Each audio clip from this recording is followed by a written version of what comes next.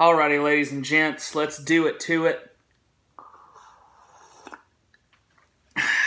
Finally gonna finish out Totally Tobe. And today, of course, we're gonna be talking about the Texas Chainsaw Massacre 2. I love that movie. Just as a really quick little heads up. But just to let you know, this is coffee. You guys can't really see it. I'm going to pick you up at you. We're going to go mobile. Here we go. Here we go. There you go. Coffee. Coffee with milk and with 3 teaspoons of sugar. Heaping teaspoons, that is. In a vineyard mug, no less. Very good stuff. Mostly because it's got the cream and sugar in it. Because the coffee itself is very low quality. I'm drinking right now Meyer brand donut shop blend. It's a light roast. Not very great, but I do have to say, with the milk and sugar, it's not so bad. But enough of this tomfoolery. We're going to get back to the Texas Chainsaw Massacre Part 2. One of the great films, in my opinion, of the 1980s slasher cycle. So, of course, next up we have this sequel to the original masterpiece, the Texas Chainsaw Massacre. It's got more black comedy to sort of balance out the higher levels of graphic violence. Tobe Hooper famously wanted the original Texas Chainsaw Massacre to be a black comedy, and there is a lot of black comedy in the original. There's some wonderful stuff in there. However, this pushes the black comedy to a whole new level and adds whole new levels of gore, violence, and just all-out special effects insanity. It begins with a text scroll over black with narration. It's very similar to the first film in this aspect, but it's got more flowery word choice in the scroll. The 80s excess is signaled, of course, by the Canon Films logo preceding the film. It is evident, even in the first few moments, with the 80s synthy soundtrack coming in quietly below the narration. As soon as the narration's over, we launch into opening credits. It's got some heavy synth, got some combinations with the strings, probably also synth, to create a really moody, psycho-esque score that signifies this frenetic pace that the film is going to have. The film comes courtesy of director Tobe Hooper himself. I said the film, sorry. The soundtrack comes courtesy of Hooper and Jerry Lambert. Really good stuff in the score here. Really good score. I like the psycho-esque strings and all the crazy stuff going on here. From there, we continue into a synth pop track and a shot of 2 yuppies on the road, truly to nowhere. They'll be slaughtered soon to be made into chili. This is sort of the major thing of the movie. The Sawyer family, as they're now called, is slaughtering teenagers and other people to create this delicious chili. This award-winning chili, in fact. People, of course, don't know that it's human meat, that it's long pig in there, but this movie includes a lot of people being turned into chili. So remember that if you're going to watch the movie. Pretty gruesome stuff. Very gruesome special effects. So, like I was saying, these teens are on the road. This leads us into one of the real stars of the show, which is the Tom Savini special makeup effects. Bloody as all get out, gruesome, and yet fitting with the black comedic tone of the film. The effects don't necessarily stand out for Savini because of his sort of extensive background in gore films, but they are perfect for this particular movie. Maybe the best thing Savini contributes here is the character design.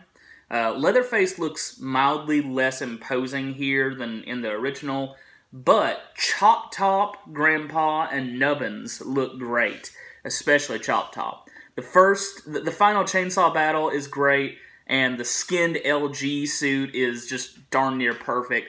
There's not much more to comment on, but the effects are just really worth a look. Really great special effects here by Tom Savini and his team of special effects makeup artists.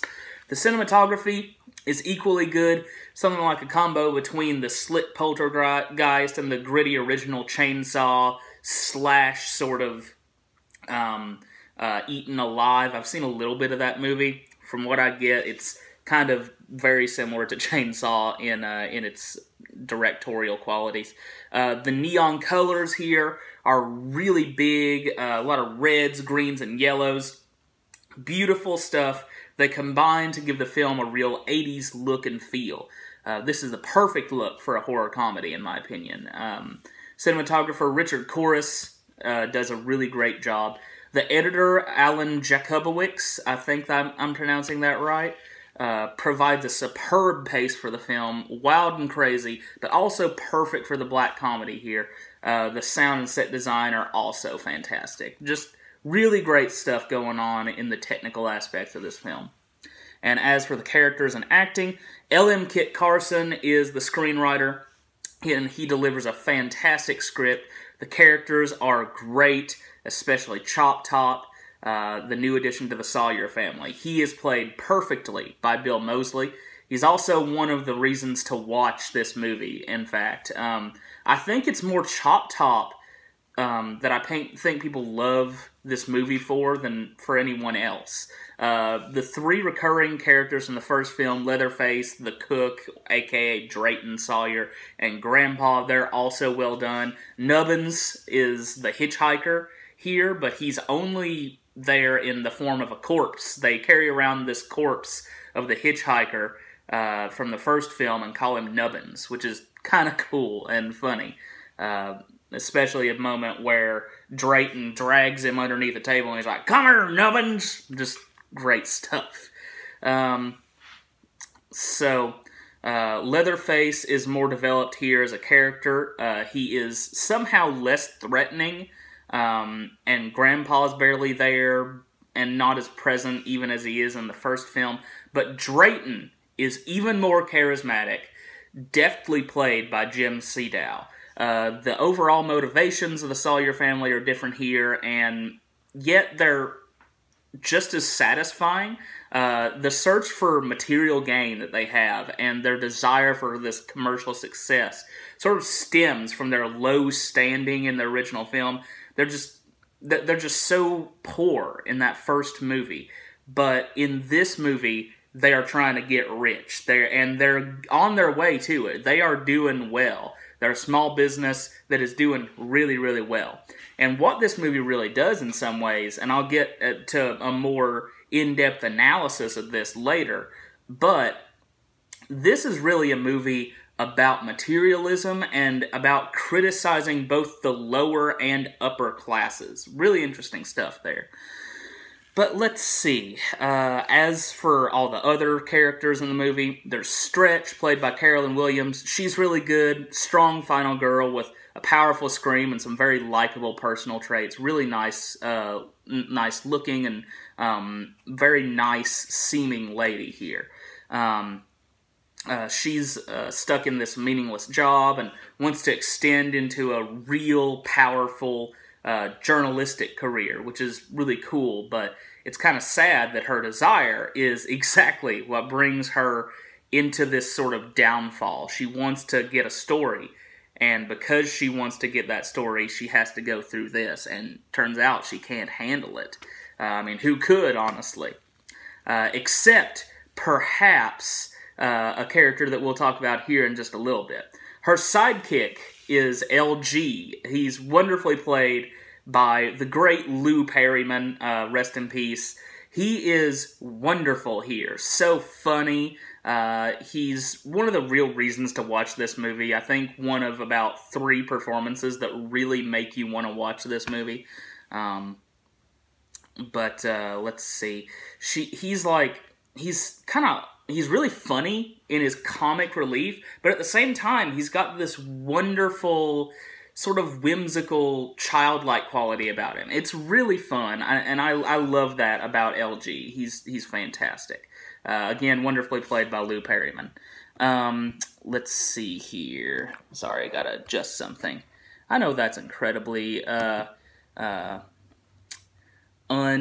what do you call it? Professional, not professional of a YouTuber to do, but I gotta adjust something. Things happen. Anyway, we're gonna go on with this. This is an over 10-minute video, so I probably better start wrapping it up here. But LG's great. Probably one of my favorite performances in the movie is by Dennis Hopper as Lefty Enright. Though possibly underwritten in the script, Hopper himself brings this character to life with just chaotic glee. It really rivals his performance in Blue Velvet, which was released also in 1986, the same year as this. It really rivals Blue Velvet just for the pure insanity.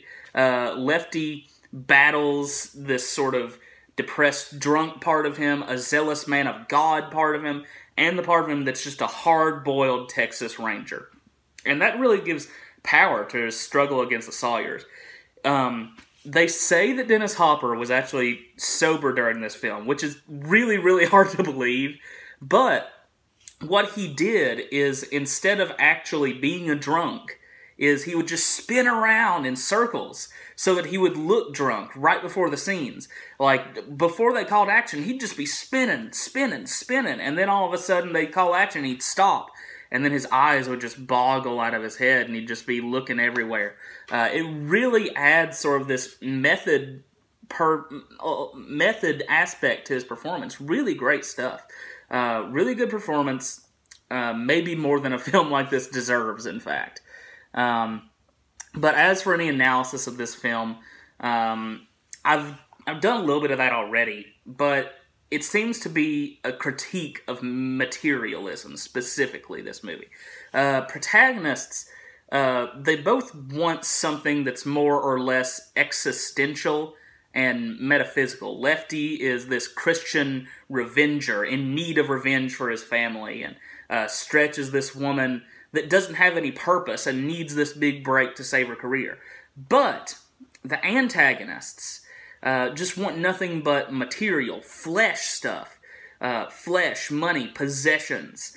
Leatherface, he may want love, but honestly, he's going through puberty. Really what he wants is this physical love, a fleshly sense of love. Chop Top may claim that music is his life, but his ultimate pleasure is still killing, as you can see in the movie. Like, he kills much more than he listens to music, so that's totally out there. Even the Sawyer's idea of heaven, when they talk about Grandma in Chainsaw Heaven, you go up to the top of this big tower, and there she is. That's Chainsaw Heaven. Chainsaw Heaven is a physical place to them. This is very much about materialism. The movie only ends when Stretch is made into a person like the Sawyers, and that I think is Hooper's aim, to show a person who is at some point idealistic, and to then break them down into just this disgusting mess, just like the enemy she's going against. Overall, just to kind of sum up, TCM2 is a great movie that I enjoy more every time I watch it. In fact, I think it's a masterpiece of 80s horror. It is gory, it is funny, it is neon-tinged, and it's ultimately pretty deep. I think it's just a great film.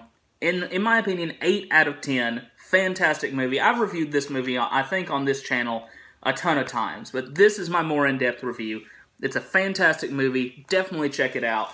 Really quick, just to let you know, this, I think, is the greatest way you can own this movie. This Blu-ray's fantastic. It's got 2 really great transfers.